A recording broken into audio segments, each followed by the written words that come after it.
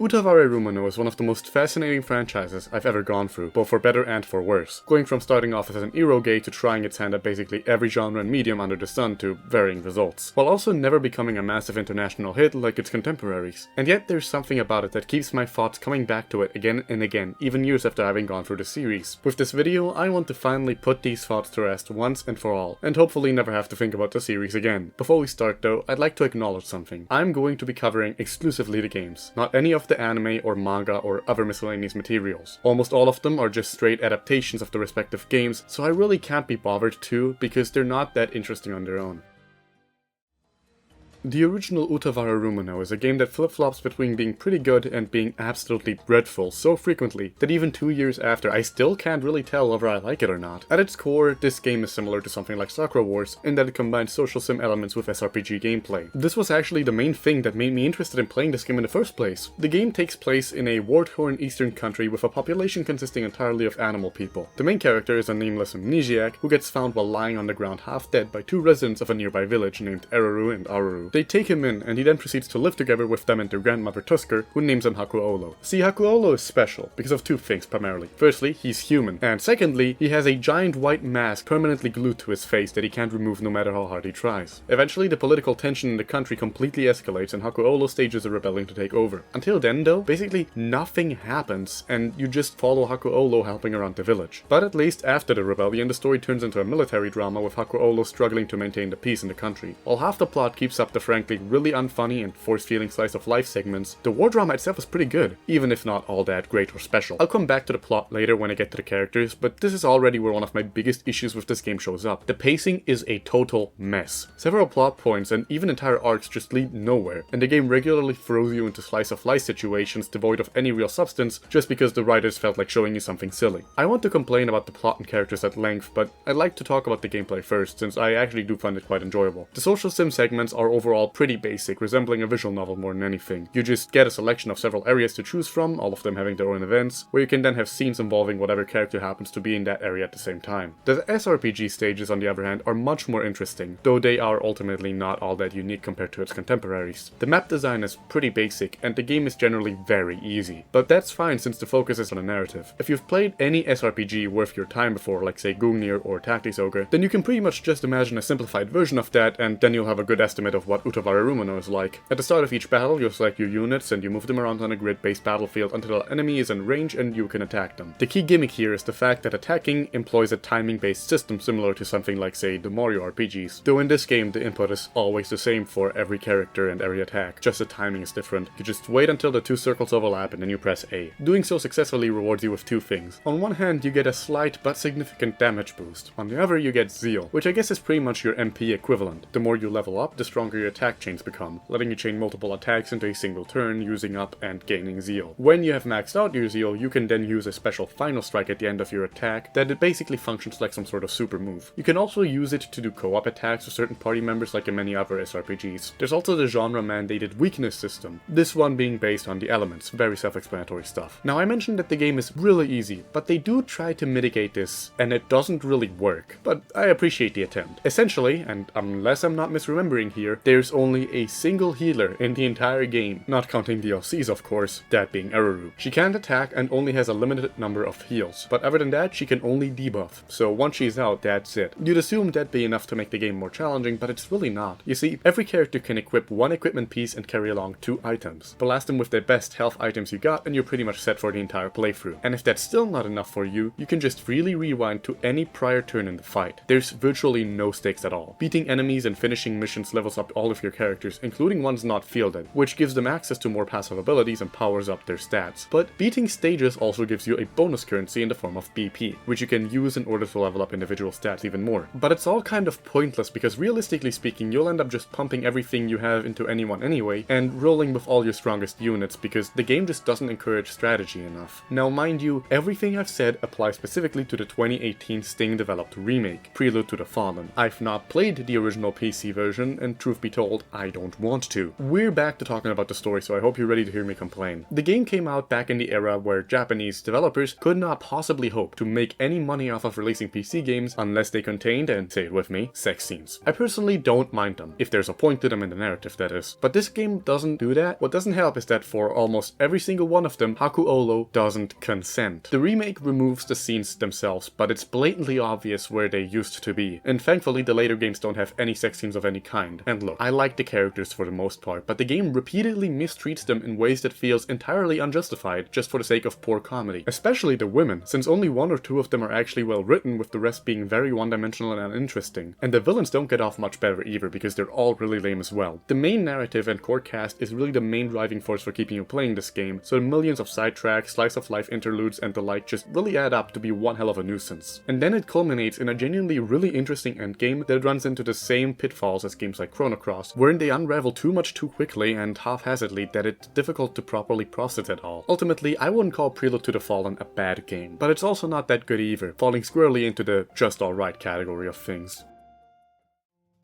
For the most part, this was pretty much it. One alright game and several adaptations. And then in 2015, out of nowhere, they released a full-fledged sequel titled Mask of Deception, 13 years after the original release. I don't even remember why I decided to play this game after being so underwhelmed by the first. I guess it must have just been pure curiosity or something. But I can confidently say that I fucking hate this game, for the most part. I'll explain in a bit, but let's just go through the setup first. This game takes place an undisclosed number of years after the first on a distant continent. The protagonist is once again a regular human with amnesia, except he gradually regains his memories as the game progresses. His backstory slowly unraveling is actually one of the highlights of this game and was genuinely the core thing keeping me from dropping it, as we'll get to later. He wakes up in the middle of a snowfield and is attacked by a monster before being rescued by a girl named Kuon, who gives him the name Haku. From this point on, the two set out to the country's capital in order to get Haku a job and a place to live. Now, before we get into the parts that make me vehemently upset, let's go over all of the good changes made from the first game, because there's genuinely quite a few. For one, the sound effects are punchy and satisfying, and the music are all around excellent. I didn't think to mention this during the preload portion of the video, but that game's original soundtrack is kind of lackluster. The remake, however, adds several tracks from the Mask duology, and they're really good. The other major improvements were to the gameplay itself. Combat has seen upgrades on just about every front, and every single one for the better. For one, characters now have more than one single attack, including several who can heal, which on its own sets this game leagues above the first, but there's more of course. They added more types of timing rings to attacking, with attacks and chains usually combining the different types, which really helps alleviate the monotony that plagued much of the first game. You can also defend or evade incoming attacks with the right timing too, and depending on the character's passive abilities, some can even counter. But let's say your character doesn't have any defensive maneuvers. That's not a problem because of the reworked item system. You can no longer just stuff your pockets with weed and call it a day, but instead have two sets of equipables, codexes and scrolls, both of which give you either passives or actives for the character equipping them. This can range anywhere from giving you a limited number of dodges to all new moves. The way that Zeal works also has been changed slightly, because while final strikes do still exist, reaching max Zeal now puts you into a max mode that buffs your respective character greatly for a couple of turns. Map design has seen major improvements as well, and the difficulty has been increased significantly to accommodate for the rewind feature. Still too easy though because of it. What doesn't help is that once you've made up your strategy, you'll never really feel the need to change it either. If it works in level 1, it'll work in the final one as well. Other than that, everything else was left pretty much unchanged, so we've established that the music and gameplay are significantly better than before, so why is it that I hate this game? Remember how I said that the slice of life shit in Prelude sucked ass and distracted from the good parts of the plot? A majority of Deception is said slice of life stuff, with the attempts at comedy dialed up to 11. The characters range from being really annoying to being just kind of alright, and the pacing is somehow even worse than the first. The only exceptions to all of this being Kuon, Oshtor, a character introduced when you reach the capital, and Haku himself. Haku is great. He's got this cynical, tired attitude to just about every situation that coincidentally ends up having him reflect my thoughts on just about every act of the plot. It's like the narrative doubles down on everything I disliked about the first game, and for a majority of the runtime, everyone is generally really abusive to Haku and written as one-note caricatures. And weirdest of all, despite this not originally having been an eroge like the first game, there are still several extremely fan-servicey scenes for no reason other than just to be there. The entirety of the game's first two acts is taken up by plain dogshit writing. And you know what? I think in a lot of ways this is intentional. Not the being poorly written to the point of repeatedly making me beg for it to just be over already, comedy part, but the focusing on the slice of life shit. If you ask me, the entirety of Mask of Deception is, as the name implies, a giant farce. It's a 30-hour-long build-up to one hell of a punchline, because the last 5 hours or so are genuinely phenomenal, culminating in possibly one of my favorite endings in any game I've played in the last few years. Simply put, I felt like a sucker. I really don't know how to properly express just how strong the ending is without spoiling anything about the plot. But if you ever made me pick a game to use as an example of a game that gets good eventually, then this would definitely be it. It simply gets good too little too late. Depending on what kind of person you are, this will definitely affect your opinion on the game as a whole. As for me, I was more so excited to see whether they could keep this energy going into the third and final game in the trilogy, or if this brief glimpse of brilliance was just a fluke.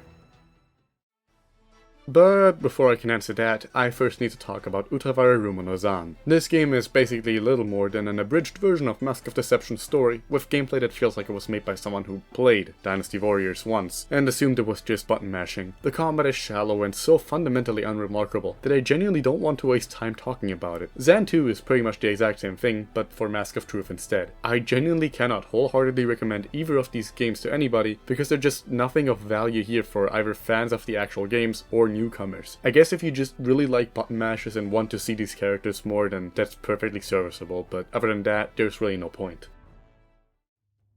It's hard to discuss Mask of Truth without spoiling things, so let's just start with the basics. Gameplay-wise, the Mask duology are virtually identical, with the only real changes being quality of life refinements. At its core, the combat is fun, and the stages are decently designed, with a lot more of them than any of the prior games and a lot more variety between them. If you actively go out of your way to not use the rewind feature, then you can definitely have a very enjoyable time with it, despite it being really easy. Now, for what the segment is actually about. I like this game way more than I'm willing to admit. Hell, catch me on a good day and I might even say I love it. It takes place immediately after Deception ends, and for the most part it manages to carry the energy from its ending very strongly. Because of this, I'm going to be as vague as possible about the plot, so as to not spoil anything. The pacing's still kind of a mess, so there's the occasional lull here and there, but for the most part, the game is really strong with its war drama. Oshor takes over as protagonist in this one, and everything is generally played much more seriously. The slice of life and poor comedy shit is still present, but dialed back considerably, and for the first time in this entire series, the plot never gets unnecessarily derailed at any point. What also helps is that every party member gets a chapter dedicated to themselves, which helps flesh them out a lot, helping characters that in Deception felt like little more than set dressing become genuinely really likable, allowing them to grow and develop in ways that the first two games never did for any of their casts. So then why is it that this game has to have the exact inverse of Deception's narrative curve? The majority of this game is absolutely fantastic and perfectly plays to the strengths of the world's setting, mythology and characters, with some genuinely extremely heartfelt scenes thanks to the dramatic tonal shift from the last game. But then when you're about 3/4 done with the game, the main plot basically concludes, but the game keeps going, because a lot of questions just haven't been answered yet, and so the pacing crawls to a screeching halt, leading into a second act meant to serve as a continuation of Prelude rather than Deception, and it takes quite a bit to land back on its feet. And even when it does get good again, it never quite reaches the heights of the first act again, feeling very rushed as a result, not too dissimilarly to the first game's finale. I wouldn't mind any of this though, if the ending didn't just completely shit the bed. If the game ended right before the final fight, then it would have been perfect, but instead we get a really infuriating ass-pull final boss, followed by a Deus Ex Machina that negates the entire impact of everything that just happened. It was enough to almost ruin the entire experience for me. But the main narrative and excellent character writing are really good despite of that. I would genuinely really love to recommend this game, but it comes with the giant package of needing to have played the first two to properly understand it. Now, I've not watched the anime, but as far as I understand it, both the anime adaptations of Prelude and Deception are very faithful, and so I think you could get away with just watching those and then jumping straight into Mask of Truth. There is one scene in the game that perfectly encapsulates what it is that made this game resonate with me so strongly. To discuss it though, I'm going to need to go into heavy spoilers, so please skip to the timestamp on screen to skip to the next segment of the video if you haven't played this game and don't want to be spoiled.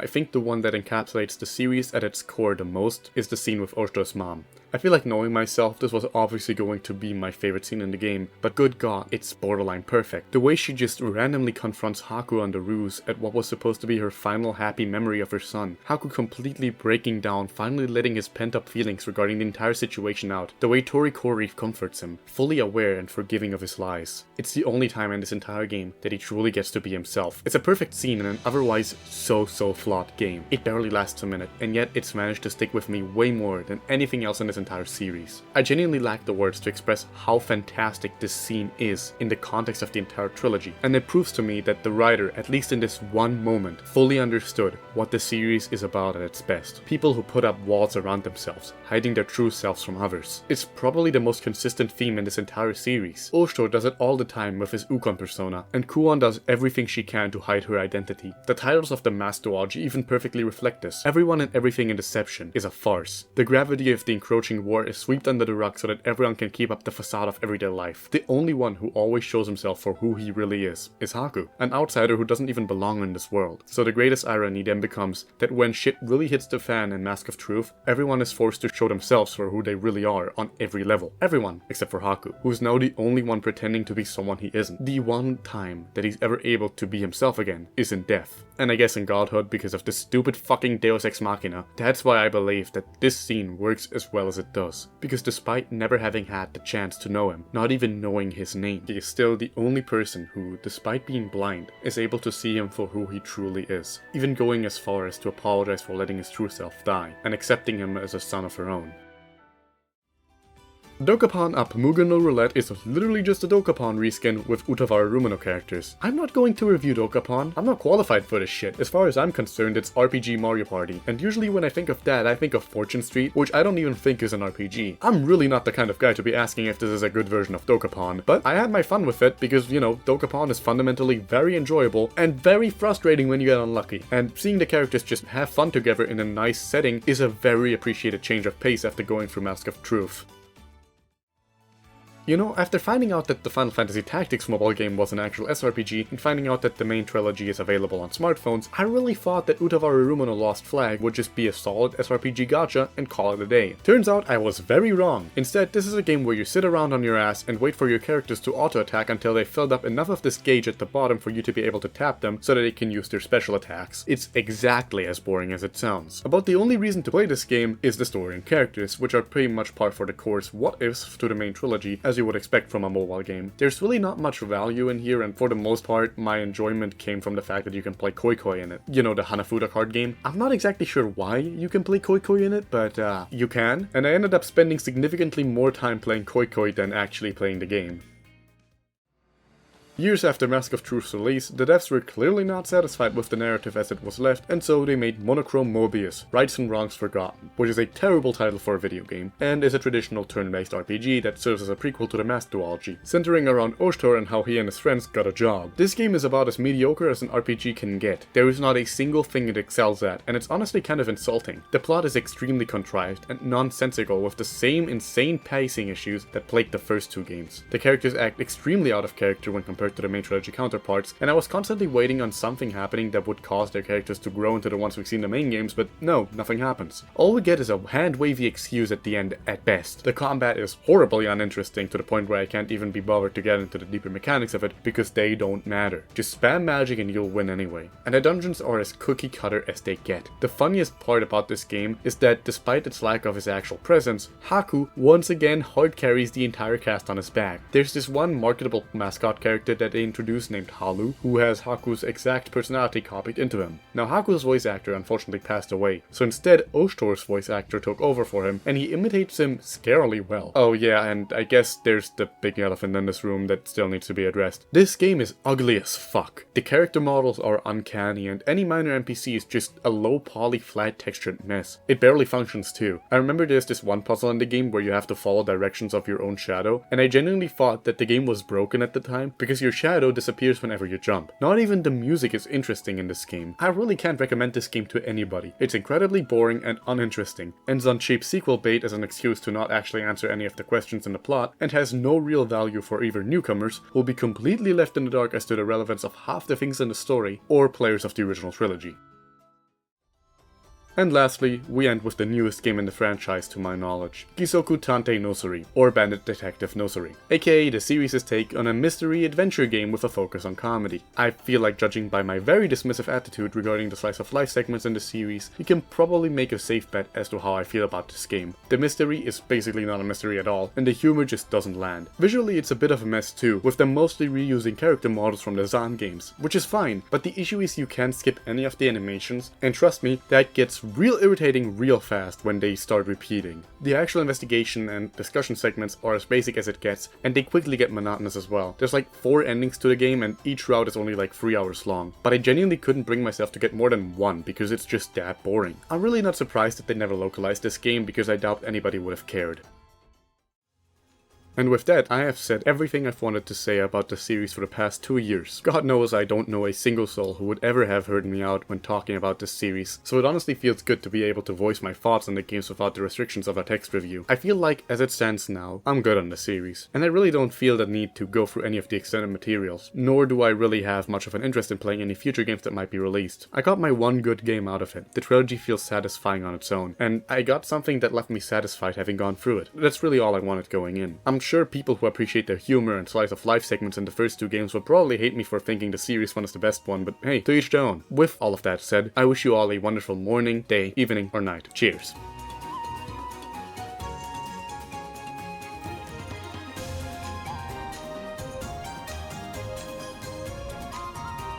Just for the record, this isn't a joke. The ending to Master of Truth is actually so fucking dog shit. I want whoever approved that shit killed.